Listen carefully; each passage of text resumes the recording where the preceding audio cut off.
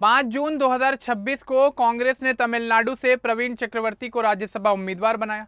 तमिलनाडु के मुख्यमंत्री जोसेफ विजय ने अपनी पार्टी टीवीके की एकमात्र खाली राज्यसभा सीट कांग्रेस को दे दी। प्रवीण चक्रवर्ती राहुल गांधी के करीबी नेता हैं। वे कांग्रेस के अखिल भारतीय पेशेवर कांग्रेस के अध्यक्ष और डेटा एनालिटिक्स विभाग के प्रमुख हैं। इंजीनियरिंग, एमबीए और वित्त क्षेत्र के अनुभवी प्रवीण टीवीके कांग्रेस गठबंधन के मुख्य सूत्रधार माने जाते हैं। 8 जून को राज्यसभा का चुनाव है और उनकी जीत लगभग तय है।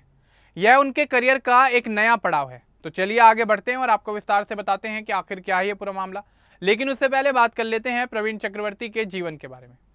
दरअसल प्रवीण चक्रवर्ती का जन्म भारत में ही हुआ है, लेकिन भारत के किस राज्य में हुआ है उसकी कोई सटीक जानकारी मौजूद नहीं है। उनके बचपन और परिवार के बारे में भी सार्वजनिक तौर पर ज़्यादा जानकारी उपलब्ध नहीं है। वे अपनी निजी जिंदगी को प्राइवेट रखना ही पसंद करते हैं।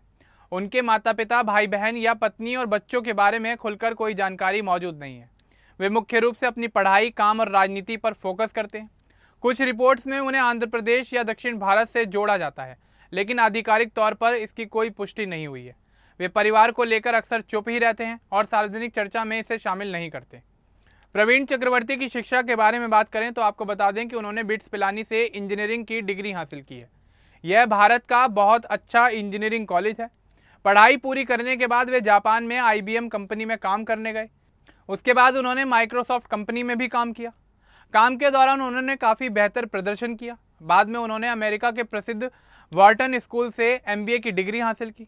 यह दुनिया के टॉप बिजनेस स्कूलों में से एक माना जाता है। उसके बाद उन्होंने वॉल स्ट्रीट में भी काम किया। साल 2009 में वे मनमोहन सिंह की सरकार के साथ जुड़े। उन्होंने आधार प्रोजेक्ट और प्रधानमंत्री कौशल विकास मिशन में काफ़ी अहम जिम्मेदारियां निभाईं।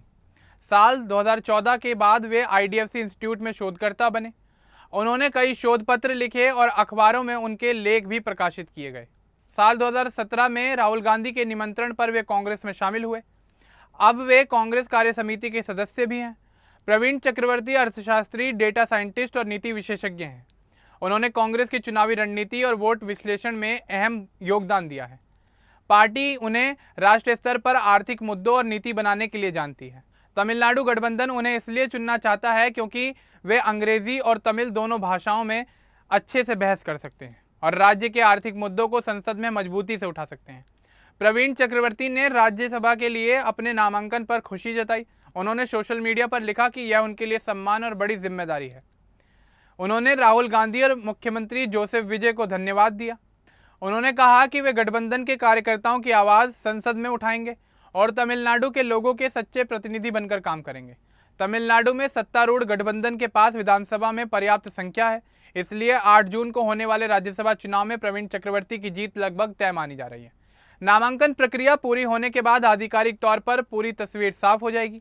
यह फैसला टीवीके के लिए भी काफ़ी महत्वपूर्ण माना जा रहा है। जोसेफ विजय अपनी पार्टी टीवीके को राष्ट्रीय स्तर पर मजबूत बनाना चाहते हैं। प्रवीण जैसे अनुभवी और पढ़े लिखे नेता को दिल्ली भेजकर वे तमिलनाडु के हितों को बेहतर तरीके से रख सकेंगे।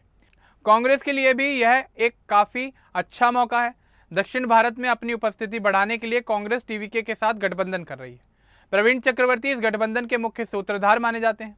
कुछ खबरों में CPIM ने प्रवीण के एक बयान पर आपत्ति जताई है। उन्होंने गठबंधन में CPIM का नाम शामिल करने पर नाराजगी दिखाई, लेकिन कुल मिलाकर गठबंधन मजबूत दिखाई दे रहा है। प्रवीण चक्रवर्ती की पृष्ठभूमि उन्हें अलग बनाती है। वे सिर्फ राजनेता नहीं बल्कि टेक्नोलॉजी, अर्थव्यवस्था और डेटा के जानकार भी हैं।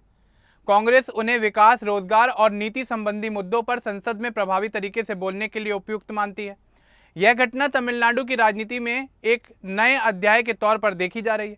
जोसेफ विजय के मुख्यमंत्री बनने के बाद टीवीके कांग्रेस के साथ मिलकर राज्य में काम कर रही है। कांग्रेस को राज्य की एकमात्र राज्यसभा सीट देकर उन्होंने गठबंधन को और भी ज़्यादा मजबूत कर दिया है। प्रवीण चक्रवर्ती अगर राज्यसभा पहुंच गए तो वे तमिलनाडु के आर्थिक विकास, निवेश और युवा रोजगार जैसे मुद्दों पर काम करेंगे। उनकी विशेषज्ञता राज्य के लिए फायदेमंद साबित हो सकती है। पूरे मामले पर राजनीतिक गलियारों में अब चर्चा तेज हो रही है। लोग कह रहे हैं कि प्रवीण का राज्यसभा चुनाव लड़ना कांग्रेस और टीवीके दोनों के लिए सही कदम है। 8 जून के चुनाव के बाद नतीजा सामने आएगा। फिलहाल प्रवीण चक्रवर्ती नामांकन की तैयारी में है। उन्होंने सभी साथी दलों को धन्यवाद दिया और तमिलनाडु के लोगों की सेवा करने का वादा किया है। यह पूरा घटनाक्रम दक्षिण भारत में कांग्रेस की रणनीति को दिखाता है।